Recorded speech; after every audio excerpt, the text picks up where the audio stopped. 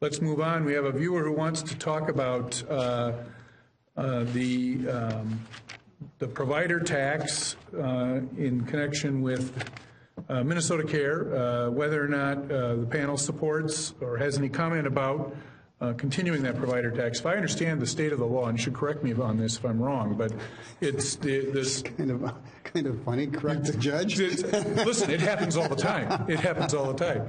But as I understand it, that provider tax is scheduled to go away. 2020. 2020. And so then the question is, this viewer, I guess, is raising the question whether or not the panel thinks we should continue it or what we should do about it. Who wants to take a run at that? Senator Eakin, should we start with you? Sure. I think we want to continue Minnesota Care. It's been a very successful program, which I think is successful in part because it was bipartisan. That's why I think sometimes having a divided government isn't necessarily a bad thing, because we end up with compromises where you have buy-in from both sides. And those types of solutions and programs tend to be Carlson era program, right? Was it a Carlson era? I believe it does go back to Governor Carlson's early 1990s. Yep. Mm-hmm. And so it's been a long-standing, and actually we're looking at ways to possibly expand Minnesota Care to allow a buy-in option, which is critically important to those who may not have an option or have only one option, as we find in many rural communities especially. So having another option available for people to buy into, I think, would be very important to addressing the lack of access to health insurance, the high cost of health insurance. And so we want to keep it going. Whether the provider tax is the best method of doing that, I'm open to looking at other ways as well if we let the provider tax sunset.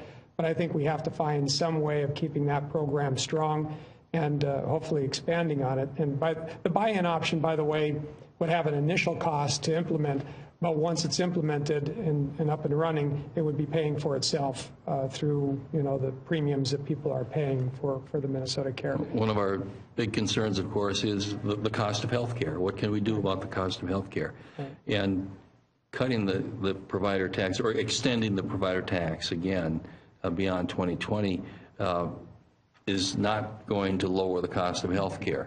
In many ways, it's either going to continue it or help it to rise. So we have to look at that. But again, it leaves a problem. If we do away with the provider tax, let it sunset, we have around a $600 to $700 million hole in the budget. Now, how do we deal with that? I think we do need to take a look at fraud and abuse in the system. I've heard stories of millions of dollars leaving the state of Minnesota and going to other places. So I think there really is a need to look at the fraud and abuse possibilities and try to find other ways that we can deal with the hole that's going to be there. But again, it doesn't seem real reasonable to try to lower the cost of health care by raising the cost of health care. Well, it depends on how the provider tax is used. And unfortunately, the provider tax has been raided, money put into the general fund rather than going into Minnesota Care or expansion of health care access for others, which is what the purpose was of the provider tax. So I think that's really unfortunate. I think it was wrong. That revenue was designed to be used for health care access. And when I've talked to some healthcare providers, they have been very unhappy about the fact that some of that funding has been diverted for other purposes. Well, wasn't the original purpose to fund MCHA, which was the folks that had pre-existing conditions and were very hard to insure, and so that it gave them the opportunity to buy insurance, and so it was kind of like a buy down. That's what the original intent of it was. And then with the advent of Obamacare, we lost our very good Minnesota insurance, MCHA, that did that, the pre-existing conditions and are hard to insure people.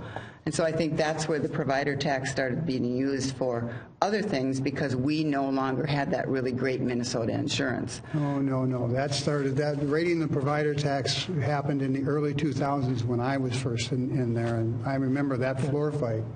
I do too. It was... we had a recession in 2003, and they started raiding everything, and that's when they took a ton of money out of it at that point. But it was still used for the MCHA and the great great. No, it went into the general fund, and it was used for, Well, we still had MCHA at that time. yes. Yes, we did. So, but I'm not a fan of keeping the provider tax. I think it should go away. I do realize it makes a hole in the budget, but, you know, a lot of people, it's been nicknamed the sick tax, and so I just think it's time to let it go away. And we have a lot of issues in healthcare that we need to address, and I don't think this really helps us down the road. Representative Mahoney, we've got about 30 seconds left, and I want to give you the last 30 seconds on this issue because you have a little bit of history on this. So give us 30 seconds or so on Well, I think provider tax. if we don't figure out a way to provide health care for that particular group of people, whether it's just going to be, we get a bill every year for uncompensated care from the hospitals. And whether we spend the $6 million in uncompensated care or insurance, and if we have to do the provider tax to do the $600 million worth of insurance, and my hospital doesn't have to suck down $35 million in unpaid bills, that might be a good idea.